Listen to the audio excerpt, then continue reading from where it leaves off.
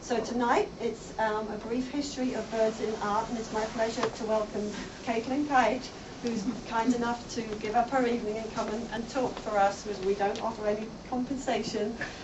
She's a PhD student at the College of William and Mary, and I've met her through the Williamsburg Bird Club, which we are both members of.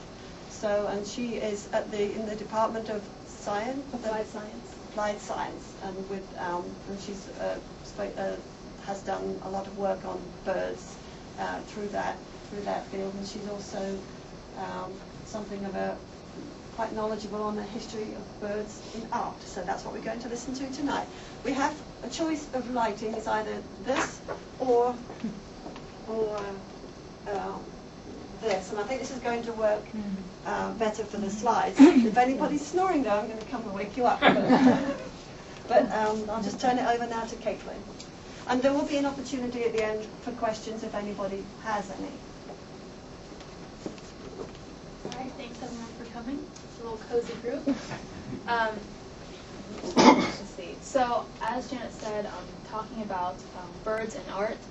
As she also said, I'm in the Applied Science Department. I am a bird person. I am not so much an art person, but hopefully I have kind of bridged the gap here a little bit, and I don't say anything too erroneous to anyone out there who actually is an expert in art. So obviously talking about birds and art could be a discussion that goes on forever, because art has been around for a long time. There are a lot of examples.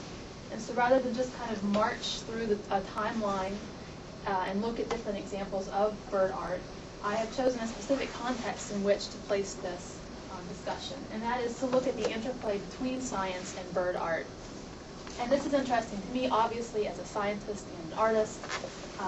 And also I think that it's something that's kind of interesting because our culture tends to keep the arts and the sciences separated.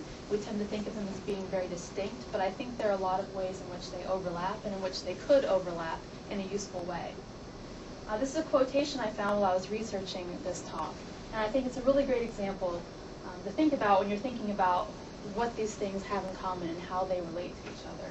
So art in many cases is used in the context of a picture being much better than words at explaining something. And so there are a lot of concepts that we have equations for and we have definitions for, but we just still can't relate those to each other or even to someone in the lay world as scientists. And so we use art instead, use some sort of a visual.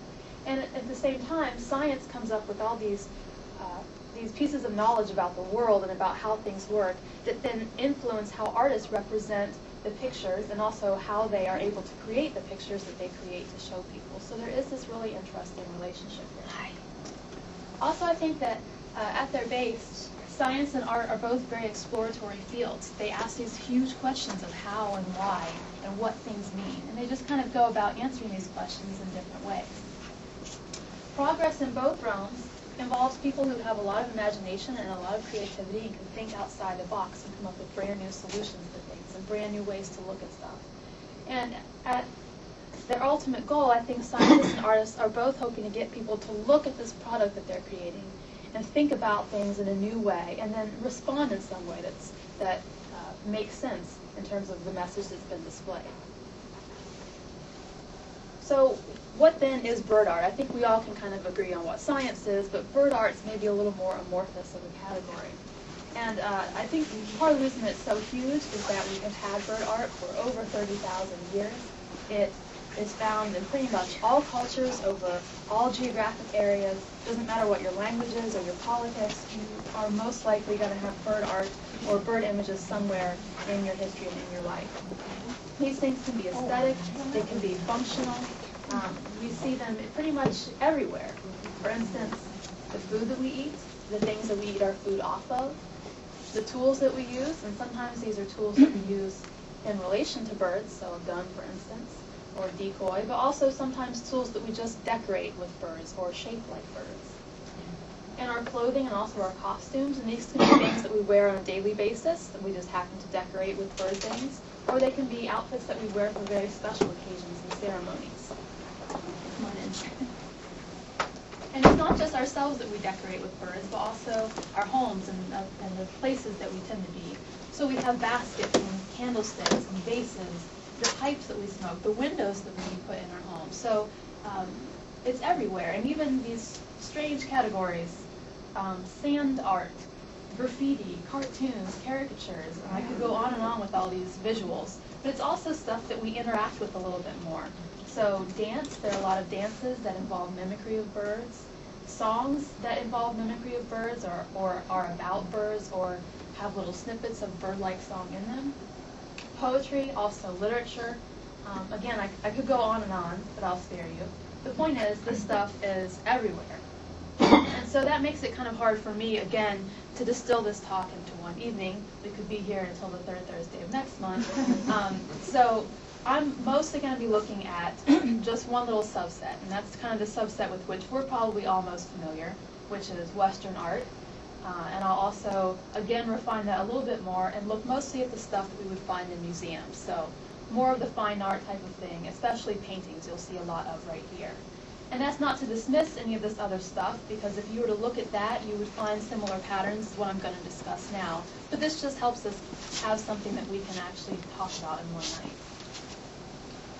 So that said, I've organized the talk into kind of two parallel discussions. First of all, we are going to have a basic timeline of bird art, and we'll go through examples through all the periods in history and look at the different styles and subjects and themes that emerge in bird art. At the same time, I'll periodically jump to our parallel path and discuss the way that science and art have some sort of interplay with each other. And sometimes this will be a look at how art has advanced science, sometimes it might be a look at how science has advanced art, and sometimes it's going to be how the two have mutually benefited each other.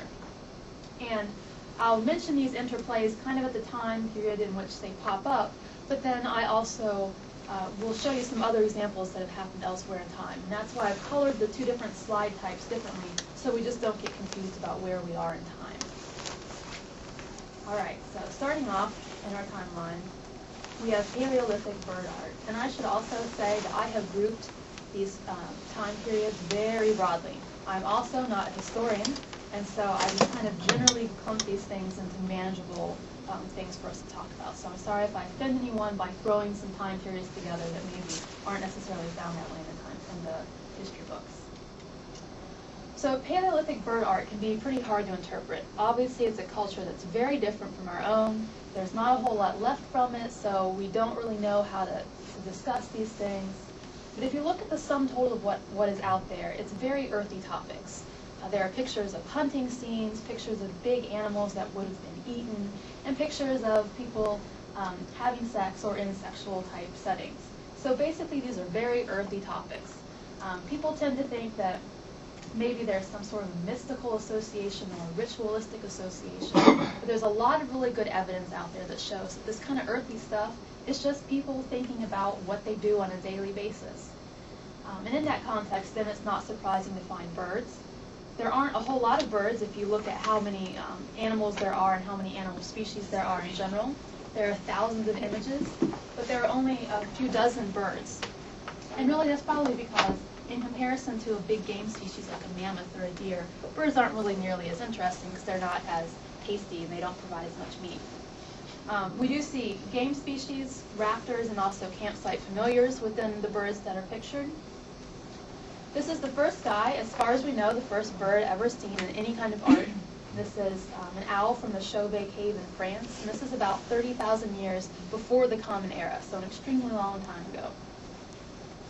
Here are some of the other images that have been found, and these are artist recreations so that we don't have to deal with trying to interpret them off of the face of a mineral-encrusted cave wall.